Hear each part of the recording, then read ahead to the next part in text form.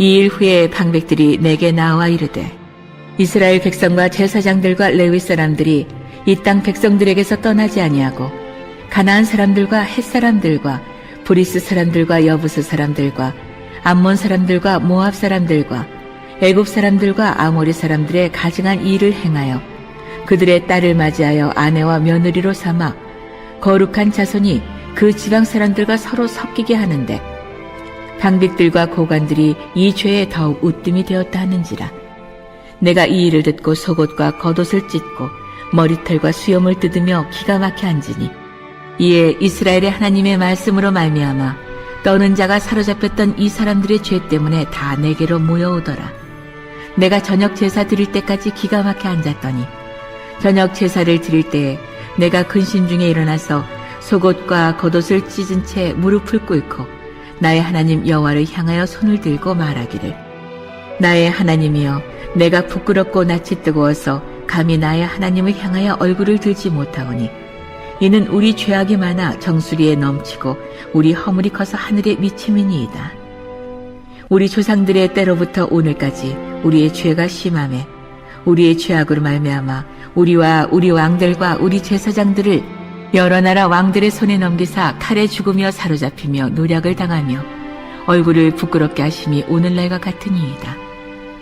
이제 우리 하나님 여호와께서 우리에게 잠시 동안 은혜를 베푸사 얼마를 남겨두어 피하게 하신 우리를 그 거룩한 처소에 박힌 못과 같게 하시고 우리 하나님이 우리 눈을 밝히사 우리가 종노릇 하는 중에서 조금 소생하게 하셨나이다.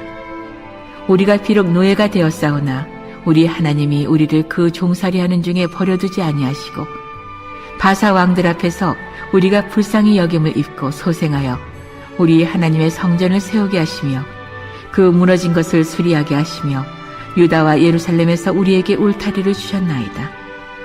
우리 하나님이여 이렇게 하신 후에도 우리가 주의 계명을 저버렸사오니 이제 무슨 말씀을 하오리이까.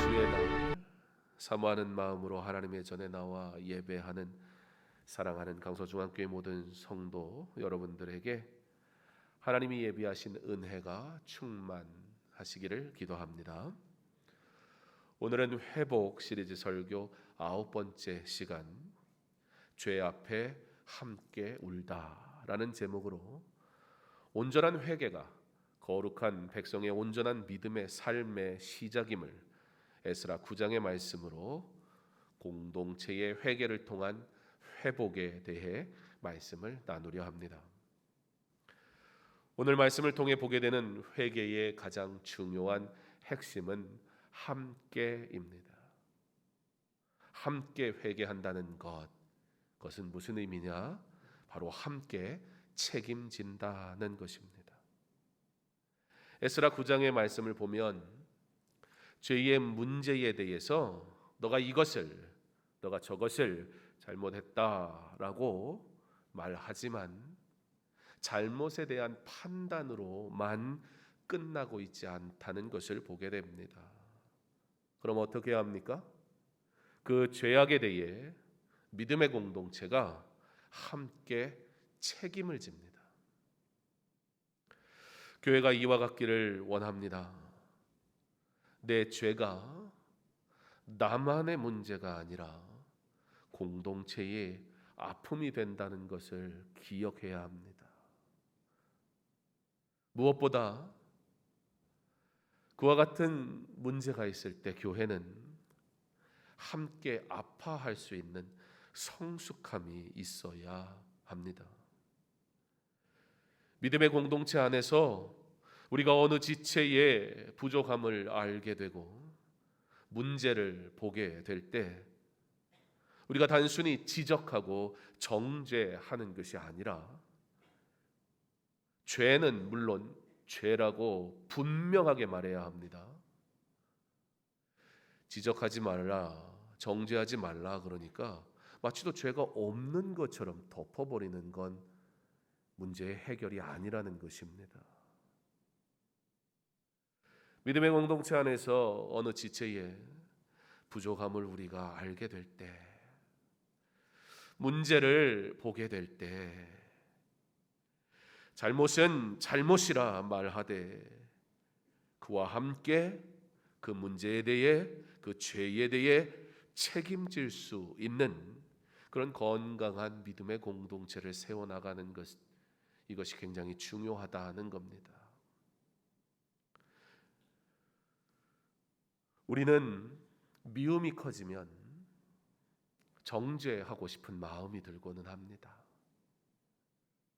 또 반대로 사랑이 크면 자꾸 일단은 덮어줘야 되지 않겠는가 생각합니다.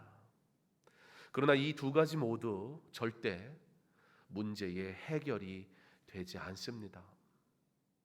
정죄하면 그 사람의 죄만 들춰내면 상처가 남아서 결국에는 문제가 생기고, 자, 이게 걱정이 되다 보니 무작정 사랑만 하면 문제는 뭐예요?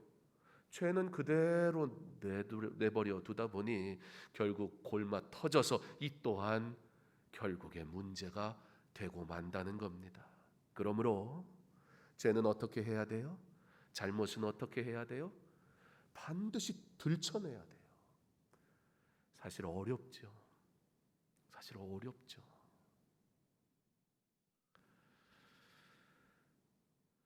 자, 그래서 이 죄의 문제를 어떻게 해결해야 될까? 하나님이 사랑하시는 공동체에 죄를 용납을 안 하시잖아요. 근데 우리가 제일 잘하는 게 죄 짓는 일이란 말이에요. 그죠? 자, 그럼 이 문제를 어떻게 해야 될까? 우리는 우리가 약하다는 걸 알다 보니까, 야, 이거 이렇게 다 들춰내다가 다 죽게 생겼다. 예수님이 사랑하라고 하지 않으셨는가? 틀린 말은 아닌데, 그러다 보니까 어떤 문제가 있어요? 그때 문제는 해결되는 것 같은데 아무것도 해결이 안 된 거예요. 그죠? 문제는 그대로 남아있는 거예요. 그게 문제라는 거예요. 이걸 우리가 어떻게 해결해야 되지? 이게 우리의 고민입니다. 잘못은 드러내야 되는데 이거 어떻게 이 죄를 제거할 수 있을까? 정죄하는 것은 방법이 아니라고 했습니다. 그러나 그 죄를 그 사람만의 문제, 몇 사람만의 문제로 여길 것이 아니라 어떻게 해야 된다? 나의 문제로 여겨야 한다. 제가 한번 해봤어요. 이건 잘못한 거야 라고 생각되는 걸, 그 잘못이 나의 잘못이다 라고 생각하니까 용서가 쉬워지더군요. 용서가 어려운 건 줄 알았는데요, 어떻게 그럴 수가 있지? 왜 저 모양이지? 용납이 안 돼. 근데 그게 나의 문제야. 그러다 보니까 이거 용서를 안 하면 어떻게 큰일 나잖아요. 하나님은 왜, 특별히 오늘 에스라서 9장의 말씀은 왜 함께 회개하게 하시는가? 단순히 몇 사람의, 어떠한 사람의 문제가 아니라 우리의 모두의 문제로 받아 함께 회개하는 죄에 대한 책임의식을 믿음의 공동체는 가져야 한다. 그때의 문제가 완전히 제거될 수 있는 것입니다. 나는 내 눈에 흙이 들어가는 일이 있어도 틀린 건 틀린 거야, 그렇게 말하며 죄만 강조하는 정죄파입니까?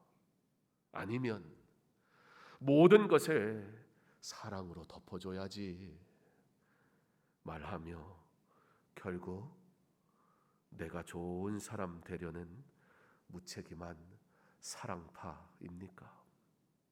바라기는 우리 모두 죄는 미워하고 반드시 뽑아내되 주께서 한 지체 되게 하신 성도를 사랑하는 자 되어 함께 악과 싸우고 죄의 문제를 가지고 엎드리는, 그러므로 무엇을 하자?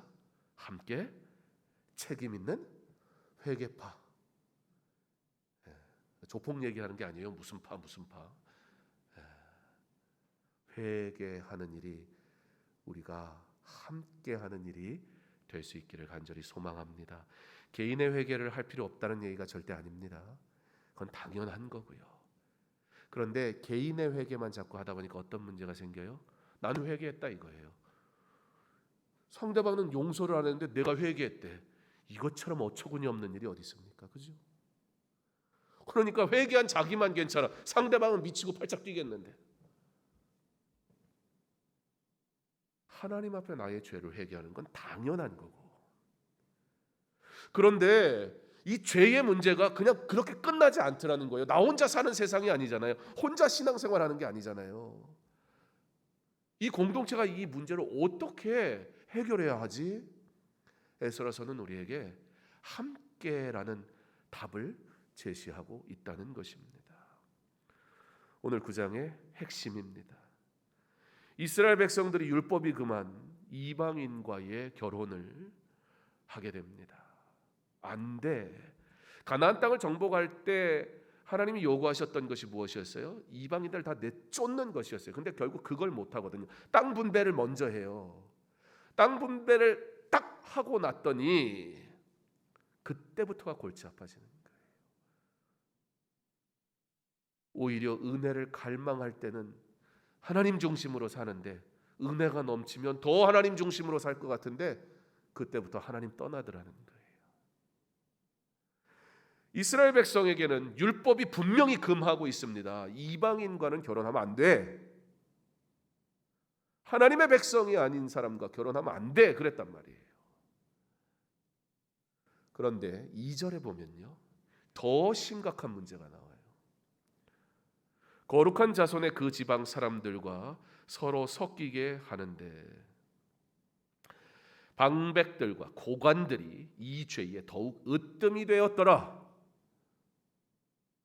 말씀과 같이 백성들로 하여금 하나님의 말씀을 지키도록 가르쳐야 하는 앞선 자들이 어땠다? 더 죄 짓는 일에 앞장섰다.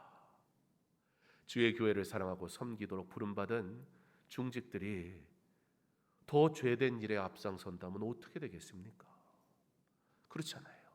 이건 상식적인 얘기잖아요.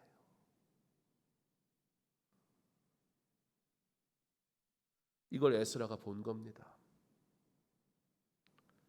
기가 막혀가지고 자신의 속옷과 겉옷을 찢고 머리털과 수염을 뜯고 죄의 심각성이 얼마나 큰지 그의 상심한 마음과 슬픈 마음을 지금 행동으로 보여주는 겁니다. 에스라는 죄에 대해 사랑이란 이름으로 덮지 않습니다. 그러나 동시에 에스라는 죄에 대해 그러므로 너 어떻게 그럴 수 있어? 라고 그 사람만의 책임으로 넘기지도 않습니다.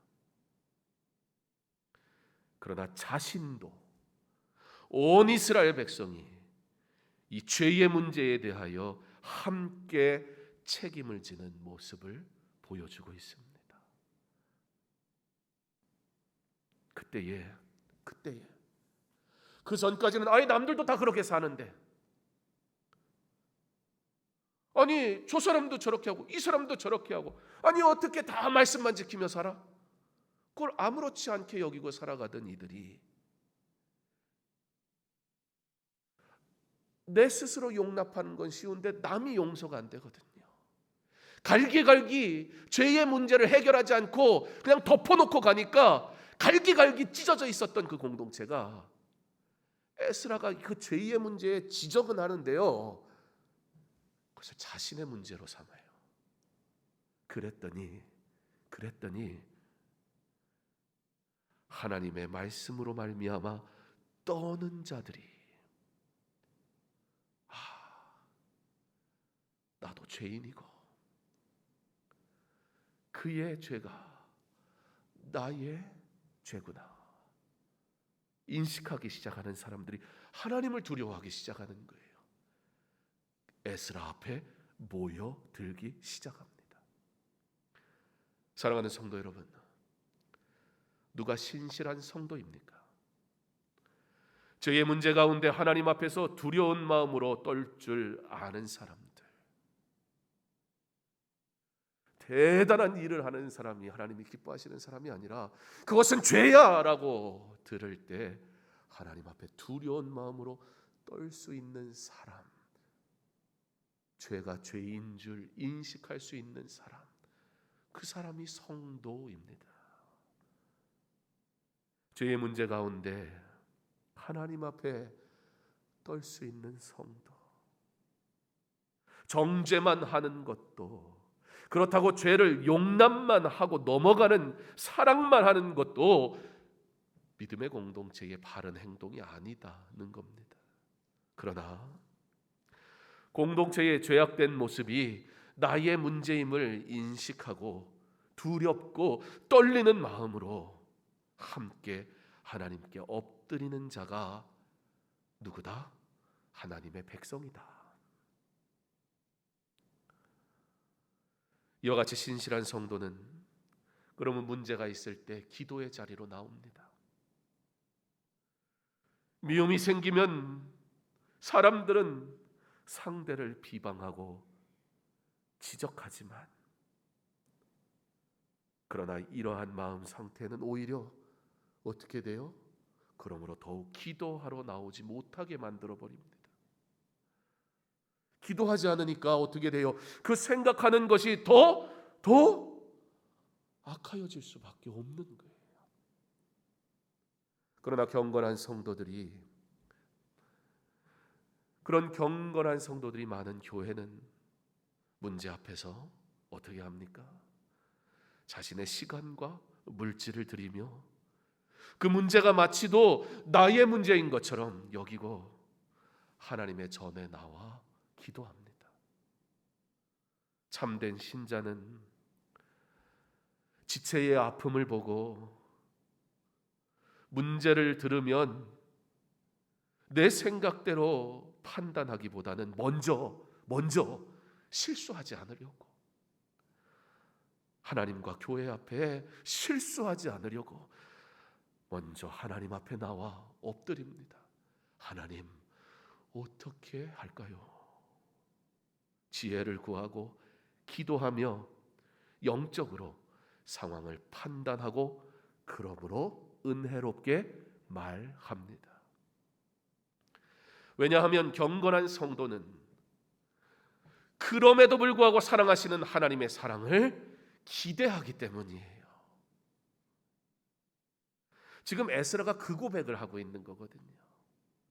하나님은 이스라엘 죄 가운데에서도 포로 생활을 통해 남은 자들을 살리셨다고, 지키셨다고, 도우셨다고, 그리고 결국에는 인도하셔서 다시 하나님의 은혜의 울타리 안에 거하게 하셨다고 그 고백을 해요. 포로 생활을 뭐라고 얘기하는 거예요? 포로 되는 게 사는 거야. 결국 모두가 깨닫게 된 거예요. 포로 되는 게 뭘 좋은 거야. 나라가 안 망해야지.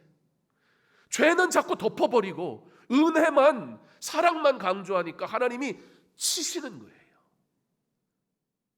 포로 생활이 70년 생활을 통해 포로 되는 게 은혜였구나, 그걸 깨달은 거예요. 그런데 지금 에스라는 그 얘기를 하고 싶은 게 아니라, 그런데 이렇게 은혜를 받았는데, 이렇게 구원의 은혜에 참여한 우리인데,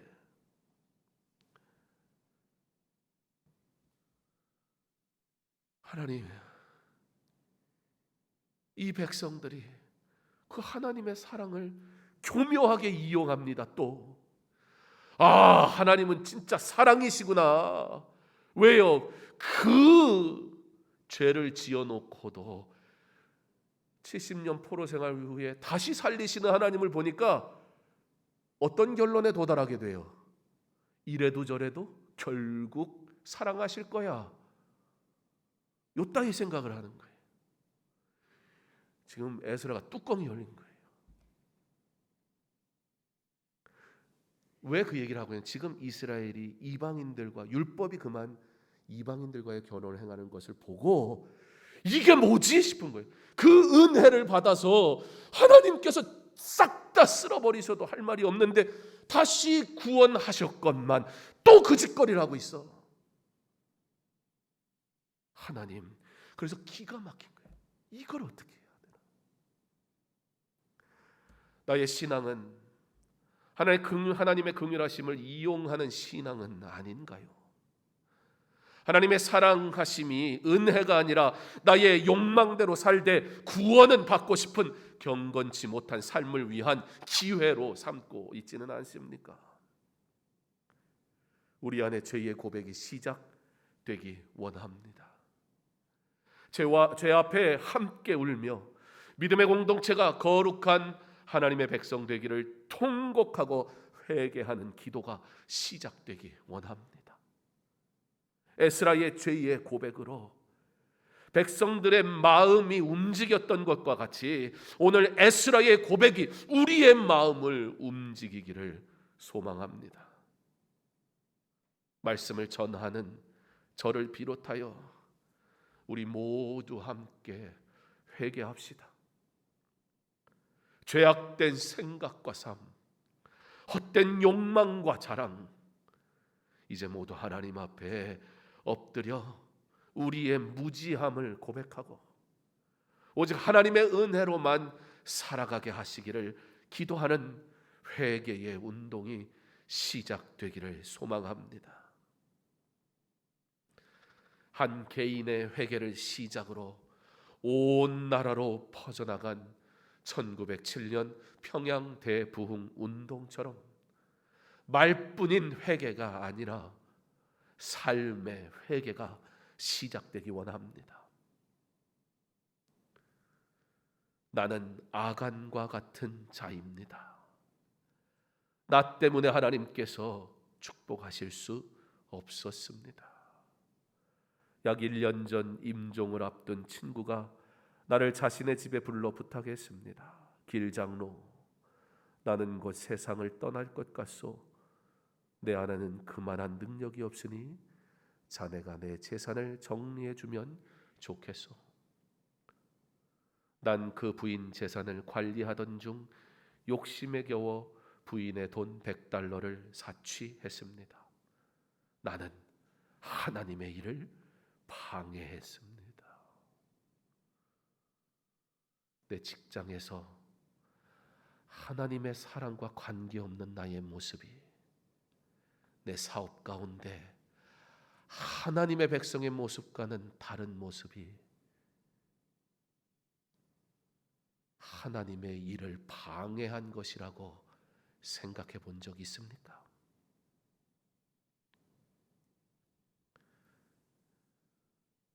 길선주 장로의 회개의 고백을 시작으로 모든 공동체가 자신의 죄를 고백하며 회개하는 역사가 나타나며 거룩한 공동체로 변화되었던 회개의 운동이 우리 가정, 우리 교회, 이 나라와 민족 가운데 일어나기를 기도합니다. 성도는 교회에서뿐만 아니라 일상에서, 일터에서 모든 일과 행동이 하나님 앞에서 온전해야 합니다. 교회에서 경건하고 거룩한 자로 사는 것이 마땅한 것처럼 우리의 일터 속에서도 우리는 함께 울며 기도하며 경건한 그리스도인으로 살아가야 하는 것입니다. 진정한 성도의 삶은 일상의 모습에서 판단됩니다. 나는 아무도 없는 곳에서 어떠한 사람입니까? 나는 예수를 믿지 않는 사람 앞에서 그리스도인으로서 어떠한 모습으로 살아갑니까? 하나님께서는 하나님의 백성이 거룩하기를 원하십니다. 왜냐하면 하나님의 거룩하심을 따라 살 때 세상을 이길 힘이 있기 때문입니다. 그것이 내가 그리스도인으로 온전히 살 수 있는 방법이기 때문입니다. 여전히 경건치 못한 삶을 사랑하려 하는 나의 연약함을 회개하며, 그럼에도 불구하고 나를 여전히 사랑하시는 주님의 사랑 앞에 감사하며, 죄 앞에 함께 오는 믿음의 공동체 강서중앙교회 되기를 소망합니다. 주 사랑 앞에 엎드려 함께 울며, 그러므로 함께 믿음 안에서 웃으며 오직 주님만을 사랑하며 살겠다고 고백하는 모든 강서중앙교회 성도 되시기를 주님의 이름으로 축원합니다.